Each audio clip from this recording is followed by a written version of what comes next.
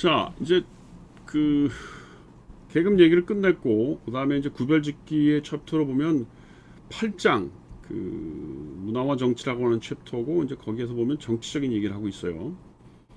만일 8장에 정치적인 얘기를 하는 장이 없다면 이 구별짓기는 그냥 경영학이나 마케팅 정도의 책이 될 수도 있죠. 실제로 경영학과에서도 이 구별짓기 책을 많이 인용을 해요. 근데 내가 보기에 이 책은 대단히 중요한 정치학적 책이라고 나는 보는 겁니다. 정치학자가 꼭 봐야 되는 책이에요. 왜냐하면 그런 일상적인 취향이 정치적인 의견에 어떤 영향을 주느냐를 얘기하고 있기 때문에 그렇습니다. 이게 대단히 중요한 거예요. 이제 그 얘기를 하기 위해서 그 민중계급이 갖고 있는 취향이 왜 이렇게 필요 취향으로 고착이 되느냐, 이 얘기를 조금 의미 분석을 해볼 필요가 있다는 겁니다. 그러니까 돈이 없어서 그냥 뭐 10,000원에 10장짜리 티셔츠 입고 다니는 거냐, 그 다음에 뭐라 그냥 그래 그냥 뭐 나는 돈 3만 원밖에 없으니까 친구들끼리 모여서 그냥 소맥 먹고 삼겹살 푸지게 먹는 게 좋은 거야, 그게 제일 남자다운 거야, 이러는 거냐. 그 이유가 뭐냐는 거예요. 이게 뭐냐면 경제적인 약자로서의 무능력, 좌절감, 이런 거를 표현한다는 겁니다. 더군다나 자기가 소외되고 있고 지배를 당하고 있음에도 불구하고 그거를 잘 모르고 있다는 거, 이게 중요하다는 거예요. 그러니까 지배 효과가 민중계급에게 가장 많이 그 전달되고 있는 게 바로 그 필요 취향이라는 겁니다. 여기 보면 이건 한국 사회에서 내가 얘기를 했는데 122페이지에서 보면 뭐라고 되어 있냐면, 이건 제가 경험한 거고 또 그런 통계 수치도 있는데, 예를 들어서 대학에서 이렇게 제가 보면 뭐 반드시 그런 건 아니지만 경제적으로 수준이 그 열악한 친구들이 유행에 더 민감해. 특히 여학생들 경우에 굉장히 연예인 따라가게 하고 유행에 민감하고 무슨 액세서리 같은 것도 물론 그 짝퉁이지만 그렇게 학교에 하고 오는 학생들 보면 하층 계급의 여학생들인 경우가 많아요. 또 재밌는 건 우리나라의 경우에는 노동자들이 노동자 가요 노래를 노래방 가서 노차사 노래를 안 부른다는 거 아니에요. 다 뽕짝 부르고 뭐 잘 살아봐요, 그 이런 노래, 아주 그 유행에 민감한 노래를 부른다는 거 아니에요. 오히려 노래방 가서 무슨 그 노래방 기계 안에 있는 노차사나 무슨 노동가요 같은 거 부르는 건 뭐예요? 오히려 상층 계급 쪽 사람들이 부른다는 거예요. 자, 이게 뭘 의미하냐면 그 문화적 취향 안에서도 뭔가 지배 효과가 작동되고 있다는 거예요. 그러니까 여기서 이제 중요한 얘기가 뭐냐면 상징 투쟁이냐 아니면 상징적 지배가 더 먼저냐, 이런 겁니다.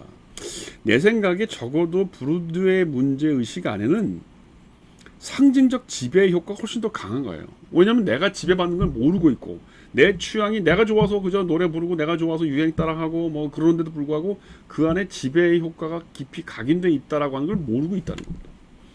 그런 의미에서 브루드웨를 무슨 상징 투쟁의 대상, 물론 그런 챕터도 있어요. 구별짓기의 4장에 가면 상징 투쟁이라는 말도 있는데, 내가 보기에는 브루드웨가 구별짓기를 통해서 보여주고 싶은 건 뭐냐면 지배적인 문화, 상층 계급의 문화, 부르주아의 문화가 민중 계급을 지배하고 있다는 거예요.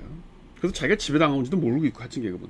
그다음 중산층은 부르주아처럼 잘 되고 싶어서 부르주아를 흉내내는 거라는 겁니다. 따라가고 싶어서 자기도. 그러면 어떻게 돼? 모든 사회 문화는 부르주아들, 상층 계급의 문화가 우월하고 정통적이고 굉장히 좋은 거고, 나머지 중간 계급의 문화는 없고.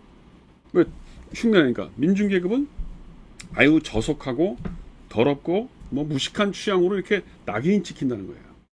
이게 어떻게 보면 자본주의에서 노동자의 어떤 뭐 거창하게 얘기하면 노동자의 봉기나 아니면 노동자의 어떤 권리 쟁취가 잘 안 되는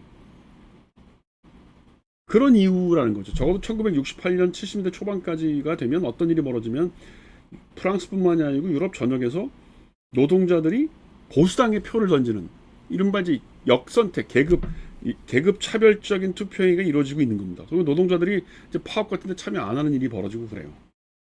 이제 그걸 설명하는 방식 중에 하나가 이거죠.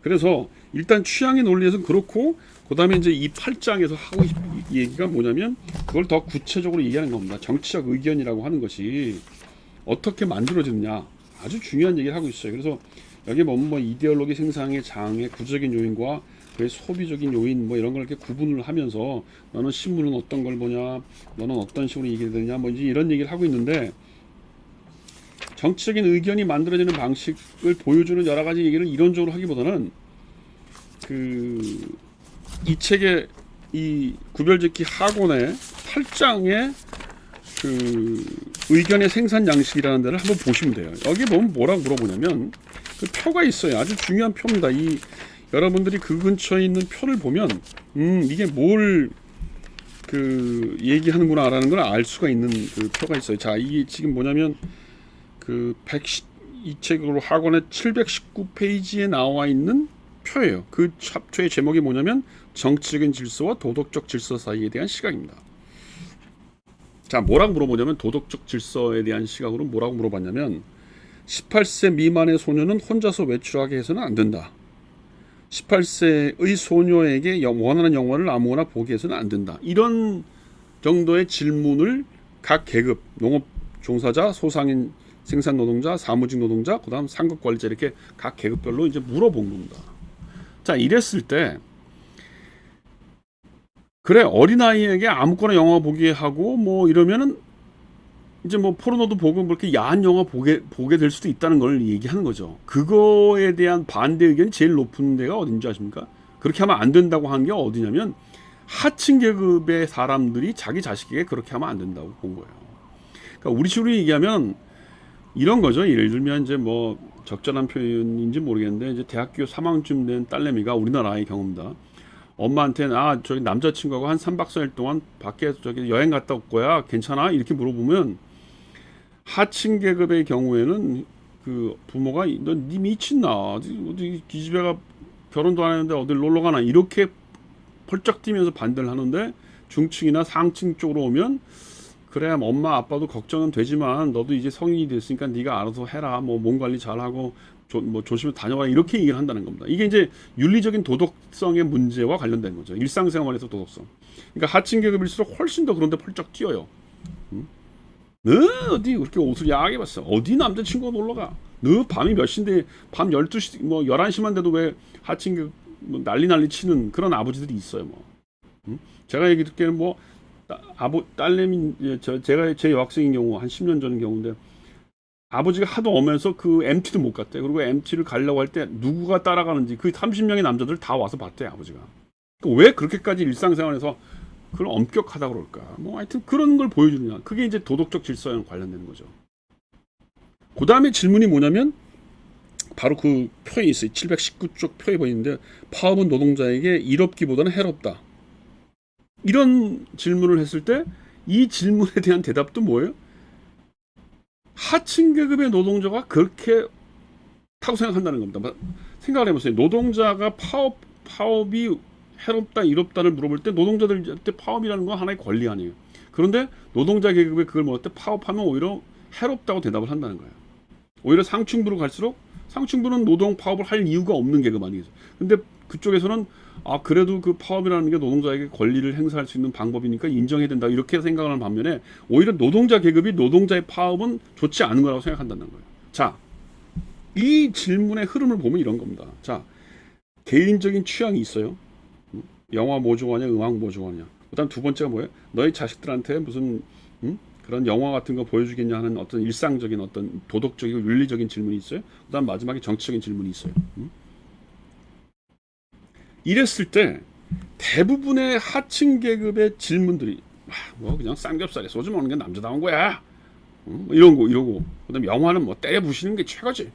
거칠은 그리고 무슨 저 사진 저 따위를 찍어놨어. 이런 식의 취향이 자식들에 대한 뭐 어디 기집애가 어디 딸내미 네가 결혼도 안 했는데 남자들하고 3박 4일 놀러가 너무너무 엄격하죠. 이 상관관계가 뭐냐는 거예요. 이렇게 막 영화나 음악이나 밥 먹는 거에 이 투박한 문화적 취향이 자식들이나 가정에서의 어떤 일상적인 윤리도 그대로 나타나고 그 다음에 재밌는 건 뭐냐면 정치적인 의견에서도 똑같이 나타난다는 거예요. 뭐 파업하면 노동자가 뭐 하냐 우리도 이런다는 거 아닙니까? 자, 이 일련의 과정들이 뭐냐면 결국 부르주아적 세계관, 부르주아적 문화적인 세계관과 가치관이 일상적인 것을 다 지배하면서 마지막엔 정치적인 의견까지를 지배한다는 거예요. 이게 어떻게 보면 부르드에가 얘기하는 소위 구별짓기 위해서 얘기하고 싶은 정치적인 메시지라고 나는 보는 겁니다. 뭐 이거 대단히 중요한 거예요. 8장은 제가 아주 중요하다고 강하게 주장하고 싶은 거니까 꼭 한번 읽어보시기 바랍니다. 자, 끊고 가겠습니다.